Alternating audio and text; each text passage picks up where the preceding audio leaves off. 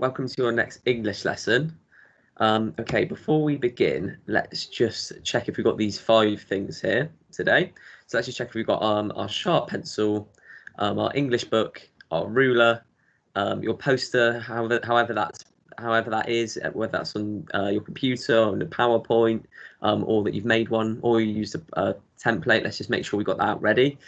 And then finally, what would be very helpful for today is the dictionary. I'll explain why that would be helpful in a moment. Okay, so just pause the video if you need to get anything now. Great. So today we're going to be writing our fact box, our glossary, and then we're going to be drawing our pictures today. So we're going to be just finishing off our poster today, filling in all the boxes.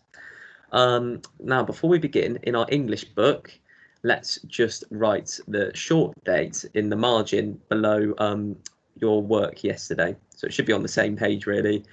Just below your work yesterday, in the margin, write your date. Pause the video and do that now.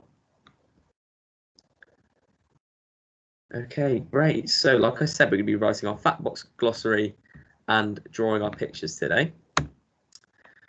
Firstly, let's get our facts or our evidence sheet out that we've been writing on over the last few weeks, and then also our poster out. And I would like you not to write on your poster yet. I just want you to spot out where your pictures are going to be. So your pictures, if you're using the template, they should be here.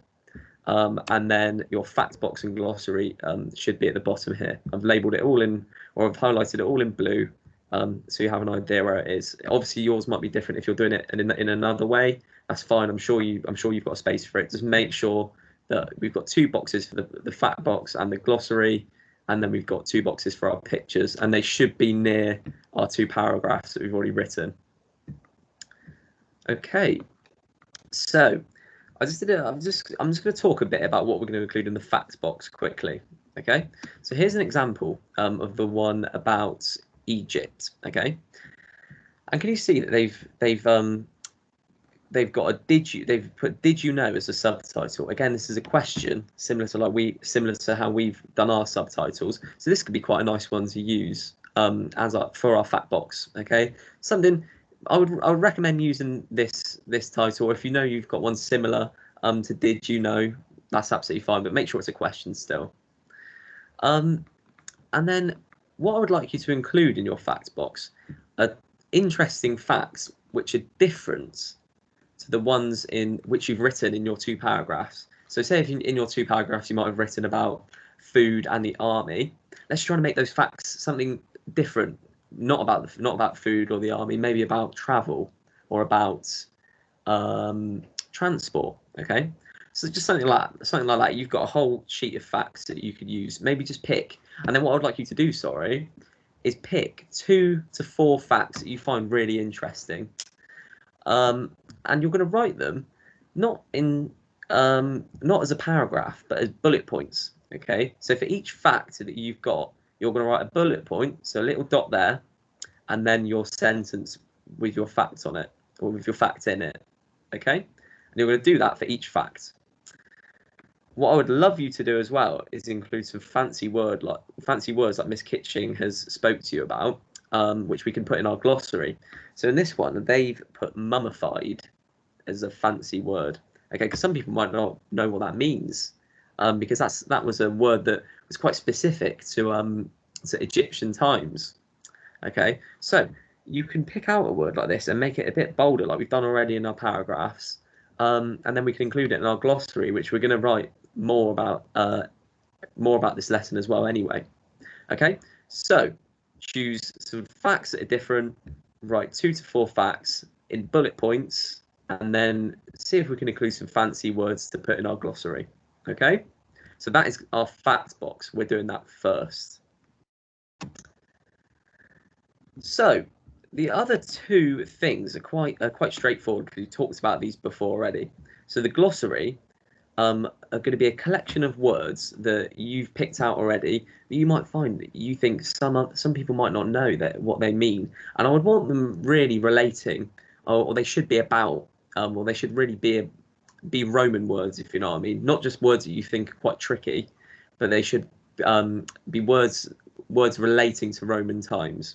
Okay, So that could be chariot, for example. Some people might not know what a chariot means, so you could make that bold and then add it to your glossary. And then once you've got your fancy word in your glossary, can you see here they've written a little definition for it as well. And what's good for a definition, for writing definitions? Have a think quickly. Yeah, that's right. A dictionary is really, really handy for finding the correct definition for things. Okay, because that will give us the word and how to spell it correctly. Then it also gives a really nice definition, which you can happily use in your glossary. Okay, so that is what we're going to write in our glossary. Finally, once you've done your fact box, once you've done your glossary, you can then draw your pictures, which I think we've planned next to our 2 paragraphs, which we've written in our last few lessons. Okay, so the pictures should be about the things you've been talking about. Okay, so say if we're talking about Roman houses, we would maybe Google what a Roman house looked like and then draw that yourself. Okay, so make sure the picture relates to the paragraph that you've been writing. So just let me run through how we should be writing this today in order, just so we're really clear on this. Okay, so firstly I want you to be writing your did you know, let's change that. Write your fact box and glossary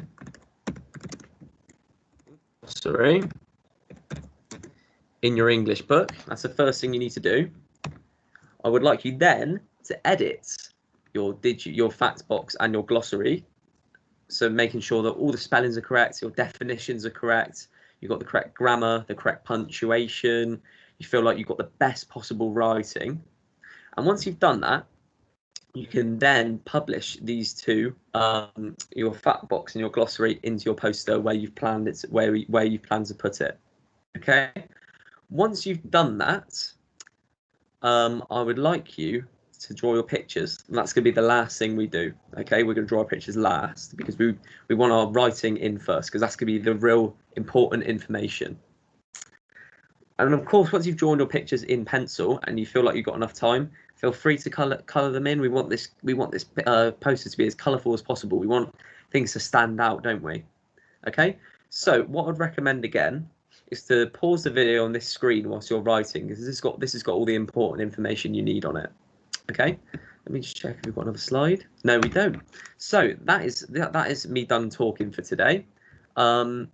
Get going writing with your poster, with your fact box and your glossary and your pictures, and I cannot wait to see your finished poster on Dojo later on, either today or in a few days' time, if you want to spend a bit more time on it over the weekend. They should look really, really great. So good luck with doing that today. That's me finished talking, and I'll see you in the next lesson.